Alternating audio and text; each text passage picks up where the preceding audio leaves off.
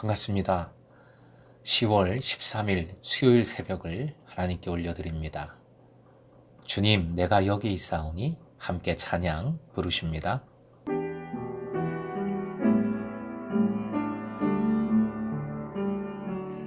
주님, 내가 여기 있사오니 나를 보내소서. 나의 몸 주께 드리오니 주 받으옵소서.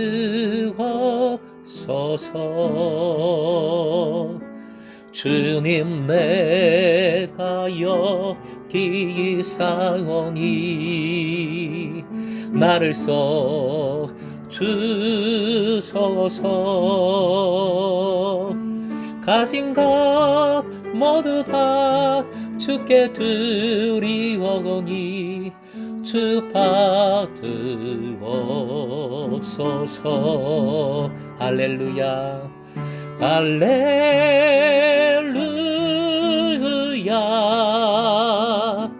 할렐루야,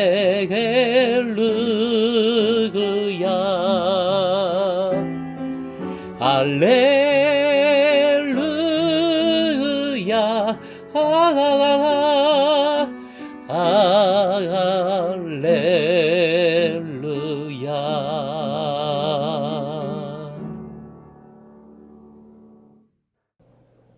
오늘 허락하신 말씀은 창세기 35장 16절에서 20절까지입니다. 함께 본문을 읽겠습니다. 그들이 베델에서 길을 떠나 에브라스에 이르기까지 얼마간 거리를 둔 곳에서 라헬이 해산하게 되어 심히 고생하여 그가 난산할 즈음에 산파가 그에게 이르되 두려워하지 말라. 지금 내가 또 등남하리라 하매 그가 죽게 되어 그의 혼이 떠나려 할 때에 아들의 이름을 베논이라 불렀으나 그의 아버지는 그를 베냐민이라 불렀더라. 라헬이 죽음에 에브랏 곧 베들레헴 길에 장사되었고 야곱이 라헬의 묘에 비를 세웠더니 지금까지 라헬의 묘비라 일컫더라. 오늘의 기도 제목, 베노니를 베냐민으로 바꾸어 주시는 주님이심을 믿고 담대하게 하소서. 베노니를 베냐민으로 바꾸어 주시는 주님이심을 믿고 담대하게 하소서. 본문은 짧은 내용이지만 우리의 인생을 깊이 돌아보게 만듭니다. 사랑하는 이와의 이별, 생각지 못한 죽음을 맞이한다면 나는 어떨까 하는 생각을 하게 되지요. 우리 그리스도인은 이런 일들 속에 어떤 영적 태도를 취해야 할까요? 먼저 16절, 심히 고생하여 라는 표현이 나옵니다. 원어로 카슈아, 모질다 라는 뜻인데요. 큰 고통과 고통에 의한 몸부림을 나타냅니다. 고대에는 이렇게 출산 과정에서 죽는 일이 다반사였습니다. 산파들은 죽어가는 라헬에게 아들이라며 위로합니다. 실제 라헬은 아들을 갈망했지요. 요셉이 태어날 때 그녀는 여호와는 다시 다른 아들을 내게 더 하시기를 원하노라 라고 기도했었는데 요셉의 이름 뜻이기도 하지요. 이제 그녀는 죽어가는 순간에 자신의 기도가 이루어지는 것을 보게 된 겁니다. 18절, 라헬은 아들을 베노니, 슬픔의 아들이라고 합니다. 베노니라는 이름은 아들을 보는 기쁨의 순간에 죽게 되는 본인에 대한 표현이기도 하고 아들이 어미 없이 자랄 것에 대한 마음이기도 하겠습니다. 파란만장한 삶을 뒤로하고 라헬은 죽음을 맞이합니다. 이를 지켜보는 야곱의 심정은 또 어땠을까요? 사랑하는 아내를 이렇게 떠나보내는 야곱의 마음은 어땠을까요? 야곱은 라헬이 낳은 아들을 베냐민이라 고쳐 불렀습니다. 베냐민은 오른손의 아들이라는 뜻입니다. 오른손, 오른편은 능력, 힘을 의미하지요. 본문을 통해 다시 깨닫게 됩니다. 인생은 슬픔과 기쁨이 교차된다는 것을 말입니다. 인생은 우리가 절대 예측할 수 없다는 것을 말입니다.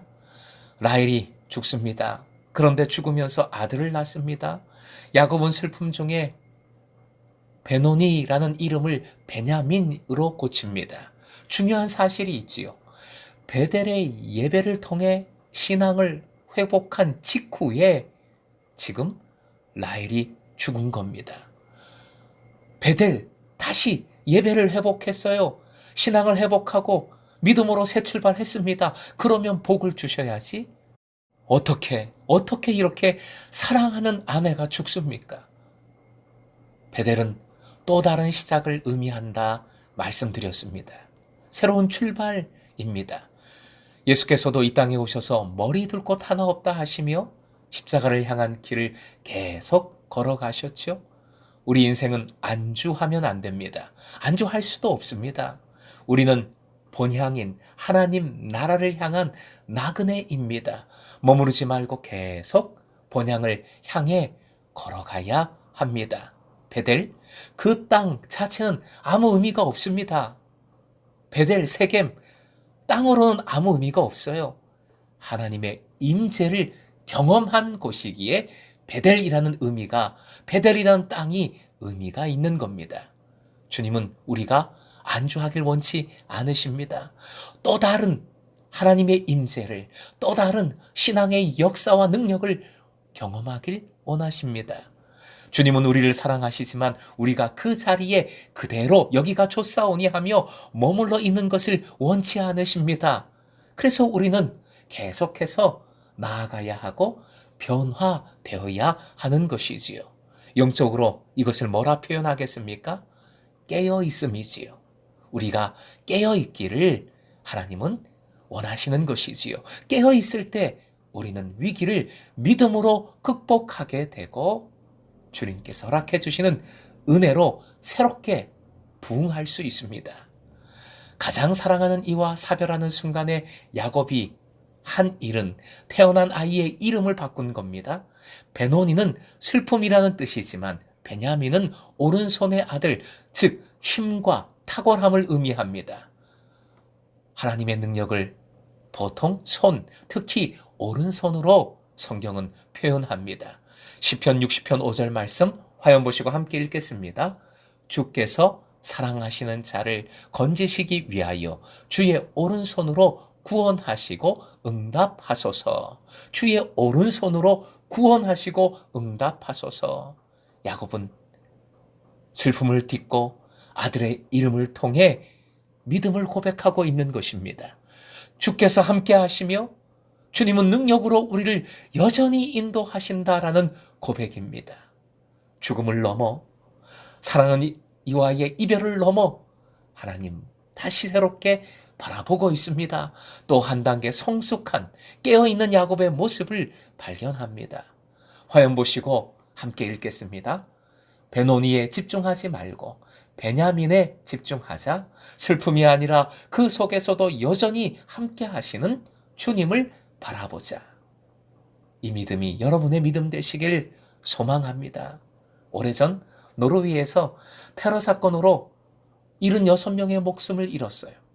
그 충격적인 사건 후에 노르웨이 시민 15만 명이 수도 오슬로에 모여 추모식을 가졌습니다. 그 자리에서 베네디크데 라로드라는 시민은 테러범은 우리의 관심사가 아닙니다. 우리는 우리나라와 희생자와 그 가족들을 위해 이 자리에 서 있습니다. 라고 했어요. 테러에서 살아남은 한 여인은 CNN 방송에 이런 유명한 말을 남겼습니다. 화영 보시고 함께 읽겠습니다. 한 사람이 저토록 큰 증오를 보여줄 수 있다면 우리가 함께 했을 때 얼마나 더 큰 사랑을 보여줄 수 있을지 생각해 보십시오.